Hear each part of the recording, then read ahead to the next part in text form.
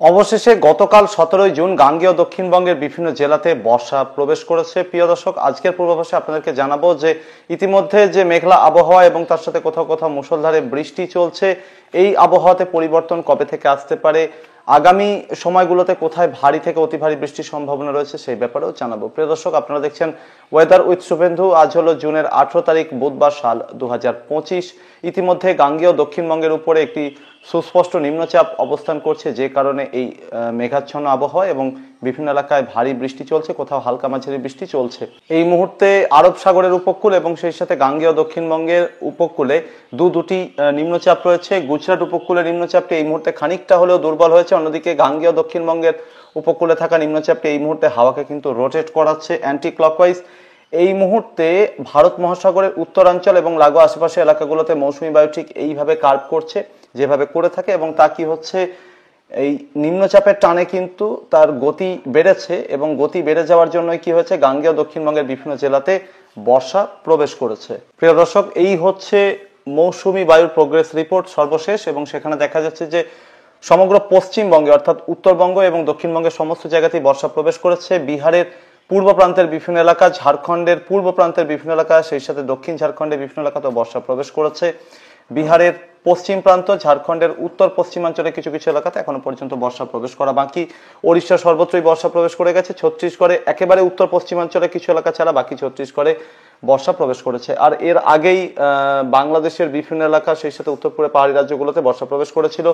বাংলাদেশের পশ্চিম প্রান্ত, বিশেষ করে রাজশাহী এবং খুলনা ডিভিশনের একাংশ, এখানে বর্ষা প্রবেশ করা বাকি ছিল। গাঙ্গেয় দক্ষিণবঙ্গের সাথে সাথে এখানেও কিন্তু বর্ষা গতকাল 17 জুন প্রবেশ করে গেছে। প্রিয় দর্শক, বিগত 24 ঘন্টায় কোথায় কেমন বৃষ্টি হয়েছে সেটার দিকে আমরা যদি নজর রাখি, তাহলে দেখা যাচ্ছে যে সেক্ষেত্রে পশ্চিম বর্ধমানে আসানসোলে কিন্তু রেকর্ড ব্রেকিং রেনফল হয়েছে এবং এখানে বিগত 24 ঘন্টায় 112 মিলিমিটার বৃষ্টি হয়েছে আজকে সকাল 8:30 পর্যন্ত সময়ের মধ্যে, অর্থাৎ গতকাল সকাল 8:30 থেকে শুরু করে। বহরমপুরে 2 মিলিমিটার বৃষ্টি রেকর্ড করা হয়েছে, সেই সাথে 69 মিলিমিটার বৃষ্টি রেকর্ড হয়েছে বাঁকুড়া। বর্ধমানে রেকর্ড হয়েছে 75 মিলিমিটার বৃষ্টি, সেই সাথে 10 মিলিমিটার বৃষ্টি রেকর্ড হয়েছে উত্তরবঙ্গে দার্জিলিংয়ে। 46 মিলিমিটার বৃষ্টি রেকর্ড হয়েছে ডায়মন্ড হারবারে। 18 মিলিমিটার বৃষ্টি রেকর্ড হয়েছে দীঘাতে। 11 মিলিমিটার বৃষ্টি রেকর্ড হয়েছে কলকাতার আলিপুরে। সেই সাথে 8 মিলিমিটার বৃষ্টি রেকর্ড হয়েছে দমদমে। অন্যদিকে 15 মিলিমিটার বৃষ্টি রেকর্ড হয়েছে হাওড়াতে। সল্ট লেকে 12 মিলিমিটার।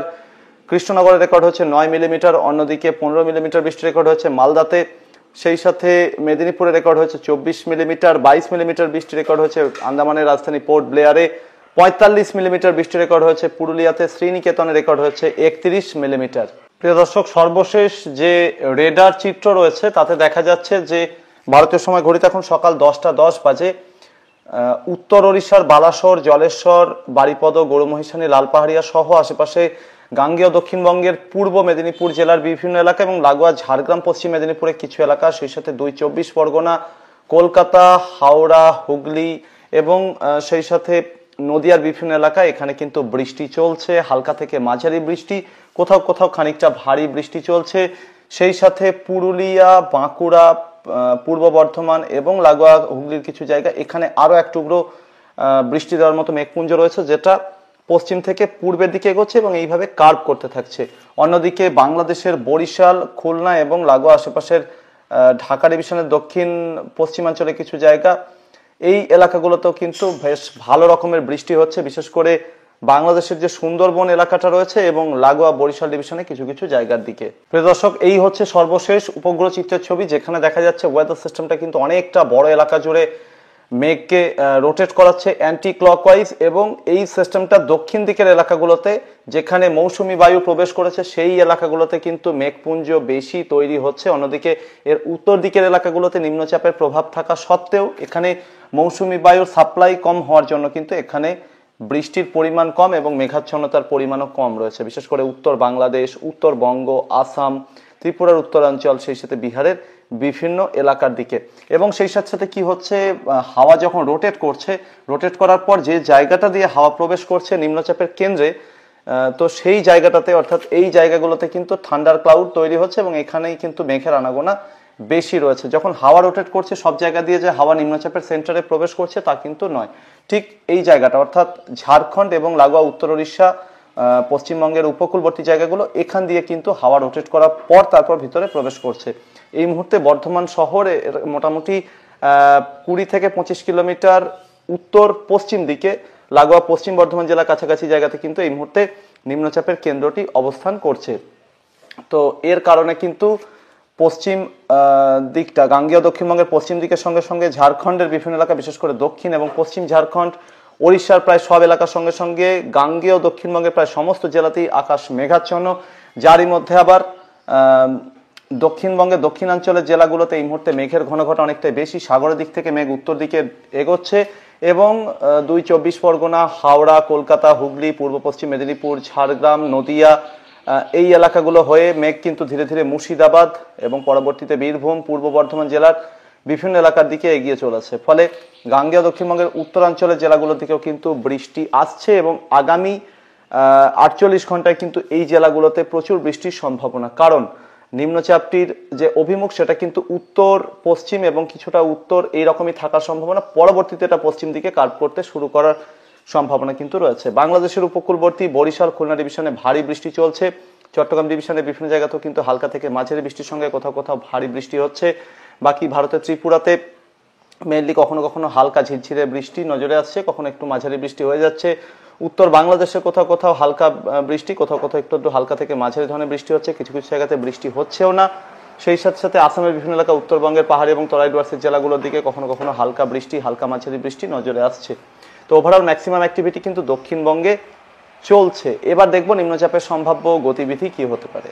প্রিয় দর্শক, আজকে পরবর্তী 24 ঘন্টায় অর্থাৎ আজ 18 জুন বুধবার কিন্তু ওড়িশার উত্তরাঞ্চলের বিভিন্ন এলাকা, বিশেষ করে জলেশ্বর, বালাসোর, বারিপদ, গরুমহিষানী, লাল পাহাড়িয়া এই সমস্ত এলাকার সঙ্গে সঙ্গে ঝাড়খণ্ডের চাকুলিয়া, রাঁচি, জামশেদপুর এই এলাকাগুলোতে মাঝারি থেকে ভারী, কোথাও কোথাও অতি ভারী বৃষ্টি নজরে আসবে। ঝাড়খণ্ডের পশ্চিম দিকের এলাকাগুলোতেও মাঝারি থেকে ভারী বৃষ্টির সম্ভাবনা, কোথাও কোথাও খানিকটা অতি ভারী বৃষ্টি হতে পারে। গাঙ্গেয় দক্ষিণবঙ্গের পশ্চিমের জেলাগুলো, বিশেষ করে পশ্চিম বর্ধমান, পূর্ব বর্ধমানের একাংশের সঙ্গে সঙ্গে সেই সাথে পশ্চিম মেদিনীপুর, পুরুলিয়া, ঝাড়গ্রাম, পূর্ব মেদিনীপুর, কলকাতা, হাওড়া, 24 পরগনা, নদিয়ার একাংশ, এখানেও কিন্তু মাঝারি থেকে ভারী বৃষ্টির সম্ভাবনা যথেষ্টই রয়েছে। উপকূলবর্তী জায়গাগুলো, বিশেষ করে পূর্ব মেদিনীপুর, 24 পরগনা এবং লাগোয়া জায়গাগুলোর কোথাও কোথাও খানিকটা অতি ভারী বৃষ্টির সম্ভাবনা পরবর্তী 24 ঘন্টার মধ্যে রয়েছে। মুর্শিদাবাদ, সেই সাথে বীরভূম, নদিয়া এবং লাগোয়া আশেপাশের যে জায়গাগুলো রয়েছে পশ্চিম বর্ধমান, এখানে কিন্তু পরবর্তী সময়ে আজকে দিনটা পেরোলে ধীরে ধীরে বৃষ্টিপাতের পরিমাণ বৃদ্ধি পাওয়ার সম্ভাবনা রয়েছে। অন্যদিকে বাংলাদেশের 8টি ডিভিশনে হালকা থেকে মাঝারি ধরনের বৃষ্টির সঙ্গে বাংলাদেশের উপকূলবর্তী বরিশাল, খুলনা, চট্টগ্রাম ডিভিশনে ভারী থেকে অতি ভারী বৃষ্টির সম্ভাবনা পরবর্তী 24 ঘন্টায় রয়েছে। ত্রিপুরা, আসামের বিভিন্ন জায়গায়, উত্তরবঙ্গের পাহাড়ি তরাই ডুয়ার্সের জেলাগুলোতে হালকা থেকে মাঝারি ধরনের বৃষ্টিপাতের সম্ভাবনায় বেশি। তবে ধীরে ধীরে উত্তরবঙ্গের পাহাড়ি এবং তরাই ডুয়ার্সের জেলাগুলোতে বৃষ্টিপাতের পরিমাণ বৃদ্ধি পাওয়ার সম্ভাবনা। একই সাথে বিহারেও এই রকমের সিচুয়েশন তৈরি হতে যাচ্ছে। আগামীকাল 19 জুন বৃহস্পতিবার নিম্নচাপটি ধীরে ধীরে উত্তর এবং খানিকটা উত্তর পশ্চিম দিকে অর্থাৎ উত্তর ঝাড়খণ্ড এবং লাগোয়া বিহারের গয়া শহরের কাছাকাছি এলাকার দিকে এগিয়ে যাওয়ার সম্ভাবনা। ফলে এই সময় মৌসুমী বায়ুর প্রভাবে উত্তর ওড়িশার সঙ্গে সঙ্গে দক্ষিণ ঝাড়খণ্ডের চাকুলিয়া সহ আশেপাশে কিছু জায়গা, পশ্চিমবঙ্গ, বাংলাদেশের উপকূলবর্তী জায়গাগুলোতে হালকা থেকে মাঝারি ধরনের বৃষ্টি এবং কোথাও কোথাও খানিকটা ভারী বৃষ্টির সম্ভাবনা থেকে যাচ্ছে। গাঙ্গেয় দক্ষিণবঙ্গের মুর্শিদাবাদ, সেই সাথে পশ্চিম বর্ধমান, বীরভূম, পূর্ব বর্ধমানের একাংশ, নদিয়ার উত্তরাঞ্চলের বেথুয়া, ডহরি, কৃষ্ণনগর সহ আশেপাশের কিছু জায়গা, এই এলাকাগুলো, পুরুলিয়া জেলা, সেই সাথে আশেপাশের বাঁকুড়া জেলার একাংশ, এখানেও কিন্তু হালকা থেকে মাঝারি ধরনের বৃষ্টির সঙ্গে ভারী বৃষ্টির সম্ভাবনা আগামীকাল থেকে যাচ্ছে। বিহারের বিভিন্ন এলাকাতে ভারী বৃষ্টি হতে পারে। সেই সাথে গাঙ্গেয় দক্ষিণবঙ্গের বাকি জায়গাগুলোতে হালকা থেকে মাঝারি ধরনের বৃষ্টিপাতের সম্ভাবনা বেশি, তবে ভারী বৃষ্টির সম্ভাবনা সম্পূর্ণভাবে রুল আউট করা যাচ্ছে না। বাংলাদেশ, ত্রিপুরা, আসামের বিভিন্ন জায়গাতে হালকা থেকে মাঝারি ধরনের বৃষ্টিপাতের সম্ভাবনা আগামীকাল বেশি থাকছে। কোথাও কোথাও খানিকটা ভারী বৃষ্টির সম্ভাবনা সম্পূর্ণভাবে রুল আউট করা যাচ্ছে না। প্রিয় দর্শক, এর পরবর্তীতে জুনের 20 তারিখ হতে হতে অর্থাৎ শুক্রবার হতে হতে কিন্তু ওয়েদার সিস্টেমটা প্রায় একই অবস্থানেই থাকার সম্ভাবনা এবং এর প্রভাব থাকবে।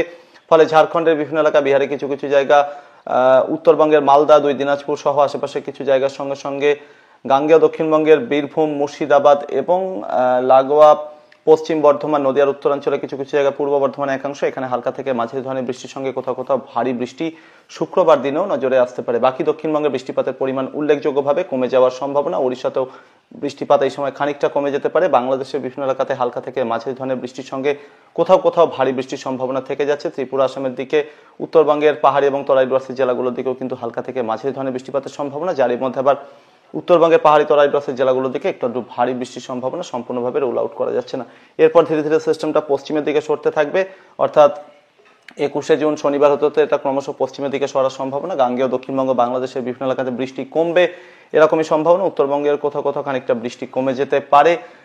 22শে জুন থেকে কিন্তু ধীরে ধীরে আবারও একটু একটু করে গাঙ্গেয় দক্ষিণবঙ্গ এবং বাংলাদেশ সংলগ্ন এলাকাতে হাওয়া রোটেট করা শুরু হবে, এবং সম্ভাবনা যেটা রয়েছে যে এই সময় অর্থাৎ মোটামুটি 23 বা 24শে জুন হতে হতে কিন্তু এই এলাকাগুলোতে বৃষ্টিপাতের পরিমাণ আবার নতুন করে বৃদ্ধি পাওয়ার সম্ভাবনা, এবং সেক্ষেত্রে নতুন একটা নিম্নচাপ কিন্তু এই এলাকাগুলোতে তৈরি হওয়ার সম্ভাবনা কিন্তু রয়েছে। এখনো পর্যন্ত যেটা ইন্ডিকেশন পাওয়া যাচ্ছে যে 24শে জুনের পরিবর্তে এটা আরো 2 দিন পিছিয়ে যেতে পারে, এবং 24শে জুন থেকে ফরমেশন করা শুরু করতে পারে উত্তর বঙ্গোপসাগরে। প্রথমে যেটা মনে হচ্ছিল বাংলাদেশের উপরে ফরমেশন করা শুরু করবে, এখন মনে হচ্ছে উত্তর বঙ্গোপসাগরে 24শে জুন নিম্নচাপটি ফরমেশন করতে পারে। ধীরে ধীরে এটা উত্তর এবং খানিকটা উত্তর পশ্চিম দিকে গাঙ্গেয় দক্ষিণবঙ্গ অভিমুখে এগোতে থাকবে বলেই মনে হচ্ছে। ফলে মোটামুটি 23 বা 24 তারিখ থেকে শুরু করে আবারও পরবর্তী 4-5 দিনের মধ্যে কিন্তু মাঝারি থেকে ভারী বৃষ্টির সম্ভাবনা, কোথাও কোথাও অতি ভারী বৃষ্টির সম্ভাবনা পূর্ব ভারতের দিকে, সেই সাথে বাংলাদেশ সহ আশেপাশের জায়গাগুলোতে তৈরি হতে পারে। এর পরবর্তীতে আবারও জুলাইয়ের 2 বা 3 তারিখ হতে হতে আবার নতুন করে নিম্নচাপ এই একই জায়গাতে তৈরি হওয়ার সম্ভাবনা এবং বৃষ্টিপাতের পরিমাণ বৃদ্ধি পাবে। তো যে সময়গুলোতে এই নিম্নচাপগুলো তৈরি হবে তার অ্যাক্টিভিটি থাকবে, সেই সময় স্বাভাবিকভাবে বৃষ্টিপাত বাড়বে। মাঝের সময়গুলোতে বৃষ্টিপাত কমে যাবে, তবে পুরোপুরি বন্ধ হবে না।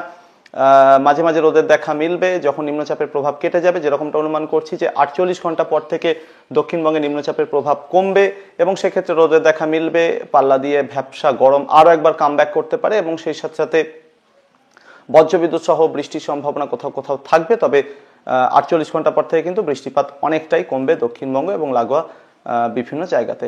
প্রিয় দর্শক, এই ছিল আগামী কয়েকটি দিন আবহাওয়ার সম্ভাব্য পরিস্থিতি। শেষ করার আগে আরেকবার বলি যে আগামী 48 ঘন্টায় যে ধরনের বৃষ্টির সম্ভাবনা ঝাড়খণ্ড এবং লাগোয়া পশ্চিমের জেলাগুলোতে রয়েছে গাঙ্গেয় দক্ষিণবঙ্গের, তার ফলে কিন্তু কোথাও কোথাও হরপা বানের আশঙ্কা থাকছে, এবং হঠাৎ করেই জলস্তর বৃদ্ধি পেতে পারে নদীগুলোতে। তার সাথে সাথে ছোটখাটো বন্যা পরিস্থিতি বা প্লাবন পরিস্থিতি তৈরি হওয়ার আশঙ্কা কিন্তু ঝাড়খণ্ড এবং লাগোয়া পশ্চিমের জেলাগুলোর দিকে থেকে যাচ্ছে, তাই সতর্কতা কিন্তু নিতে হবে। অন্যদিকে উত্তরবঙ্গের পাহাড়ি এবং তরাইডুয়ার্সি জেলাগুলোতেও ভালো বৃষ্টির সম্ভাবনা, তাই সেখানেও কিন্তু পাহাড়ে ধস নামতে পারে এবং হরপাবানের একটা ছোটখাটো আশঙ্কা কিন্তু তৈরি হতে পারে, যদিও পশ্চিমের জেলাগুলোর ক্ষেত্রে এই সম্ভাবনা বেশি থাকছে। এই ছিল আগামী কয়েকটা দিন আবহাওয়ার সম্ভাব্য পরিস্থিতি। পরবর্তী আপডেট এবং লাইভে আবারও দেখা হচ্ছে। ধন্যবাদ।